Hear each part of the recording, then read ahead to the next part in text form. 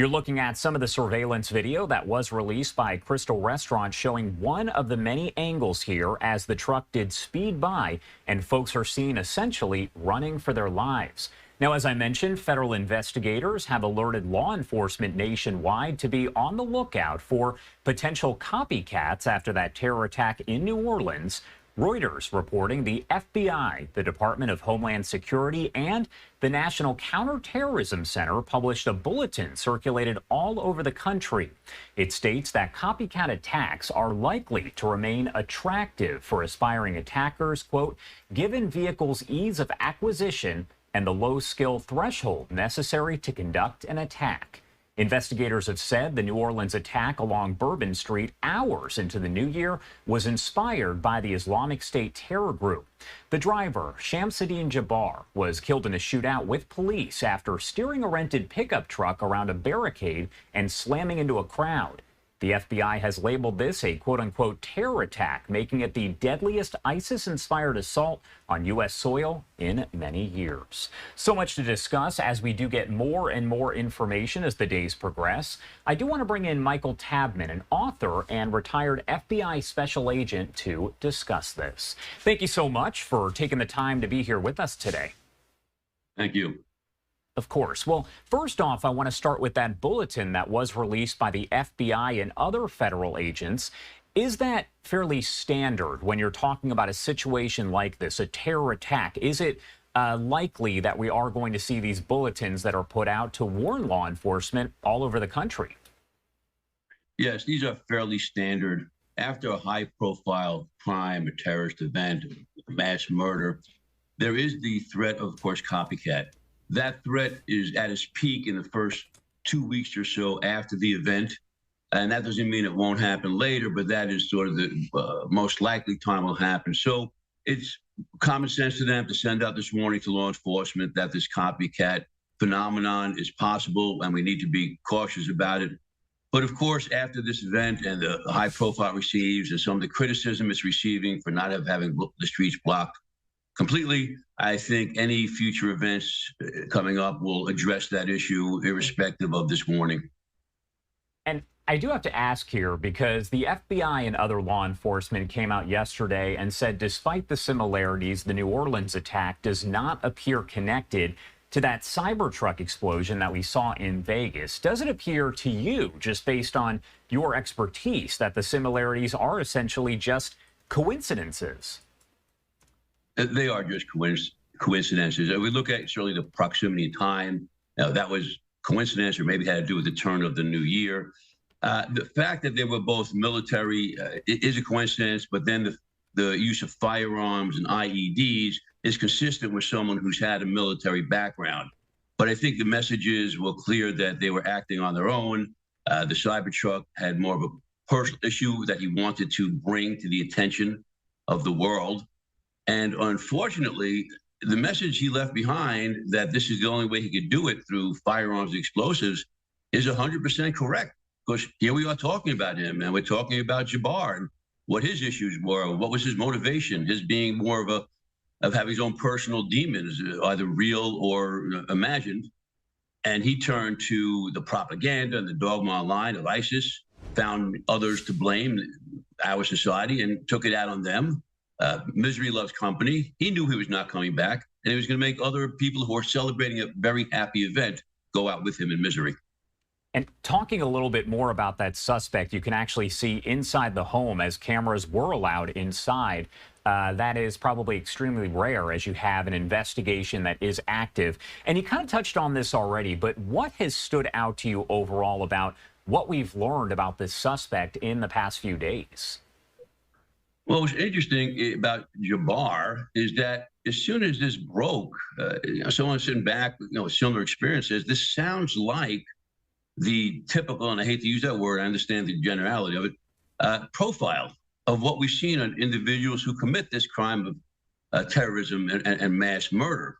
What surprised me was not so much the suspect and his profile. What surprised me was, unfortunately, the FBI coming out so quickly and saying he did not act alone. It didn't sound like they were very, they came out with a affirmative statement, but it wasn't apparent that they had the evidence to back that up. They mentioned this video, that they had of people they thought were suspicious. And we know from experience that evidence and information we look at in the breaking moments of a crisis, we look through the prism of wanting to solve this quickly. So we tend to do it with a little confirmation bias, little blinders, and we're usually hesitant to put out such an affirmative statement.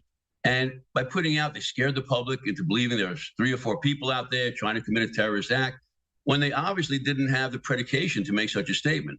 So they sent someone from headquarters later to clean it up. But that surprised me more than any aspect of the crime. Do we have any sort of indication at this point, based on what federal, local, state law enforcement have had to say, as to why he chose New Orleans? Is that still kind of up in the air? We know, of course, this was hours after midnight. Bourbon Street is well known nationwide. It's one of the big party areas. So could that have played a role? Do we have any idea? At this point, they don't, and we may never know. I mean, we've had shootings such as Las Vegas, where Sandy Hook, but we never really determined what was the motivation, because many times it's something in their own mind that we're never going to get to. But if you ask me my thoughts, it would be that it represented happiness and people enjoying their lives. Bourbon Street is well known, and he just didn't want people enjoying their lives. Well, he had to take his own life because of his own miseries. So he's going to make them suffer on his way out. What question or maybe questions do you still have about what happened that you maybe hope law enforcement will answer soon? They've been holding news conferences fairly frequently with some of that information, answering questions from reporters. But what question or questions do you have based on your expertise? Well, actually, I don't really have any. I know what they're doing. Again, you showed the clip of them searching that home afterwards. And again, they're being very thorough. The FBI has been doing this, unfortunately, for a long time, and our expertise continues to grow. Unfortunately, it grows at the expense of human lives as these events occur. But I'm convinced that they're doing a very thorough investigation in coordination with their other partners. They have to do 2 things. One is to still assure themselves that there's not a continuing threat and co-conspirator, irrespective of what they said publicly. So that is a primary concern. And then 2 is we do investigate the case as if we are going to trial, even though the suspect is dead. 1, just in case we do come across another co-conspirator, somebody who has liability. And 2, to just understand how it happened, why it happened, and see if we can learn anything. Unfortunately, as we go through these terrorist events, these mass shootings, and we discuss all their problems and their profile, the mental state, it never seems to translate into giving us a way of stopping these from happening. They continue to go on, and we still give these murderers and terrorists a platform in which to get out their thoughts and ideas.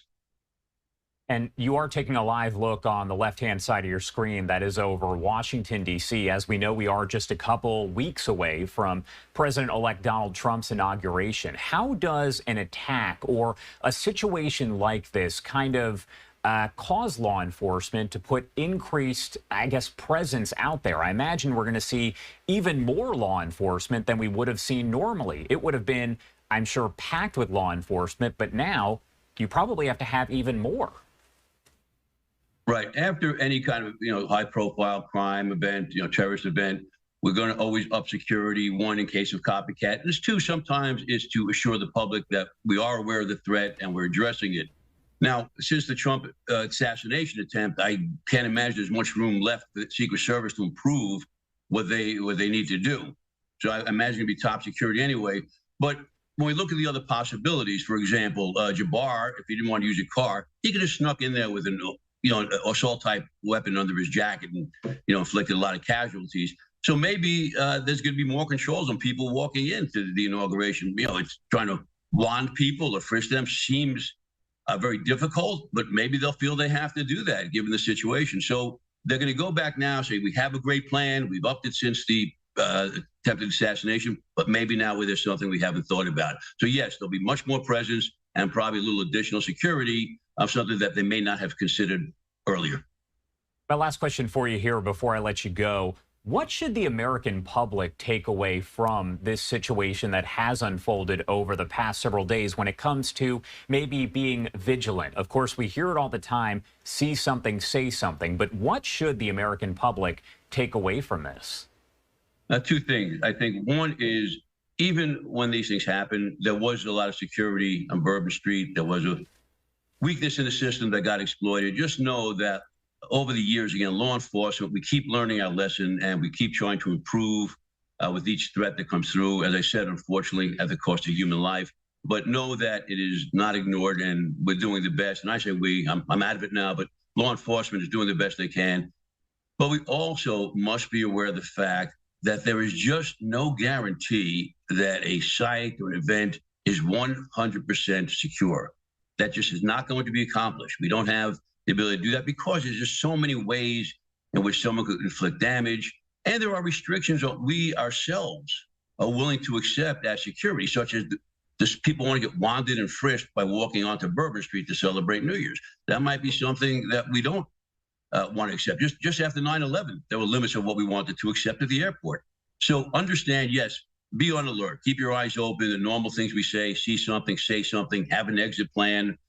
You hear a gunshot or it sounds like a gunshot, believe it's a gunshot and take cover. Worst thing that could happen is you're wrong. But also know that there is absolutely no guarantee of security, which is a sad note. I get that, but I think we need to be aware of that. All right, Michael Tabman, thank you so much for taking the time to join us here and break down the latest developments. There have been so many of them over the past several days. Is there anything else you want to add about any of this before I let you go? No, just, if you give me the opportunity to give a personal thought, I'll just say again, as we noticed with the Cybertruck attack, the message left behind was, I have to use this method, firearms, explosives, to get my message out. And that is sadly true. And I know we talk about it for a long time, but maybe we need to stop getting that message out, stop sort of lionizing them and not allow them. Maybe that'll take away some motivation for the next potential mass killer. It's very true. Thank you, Michael. We appreciate you taking the time to be here. Thank you.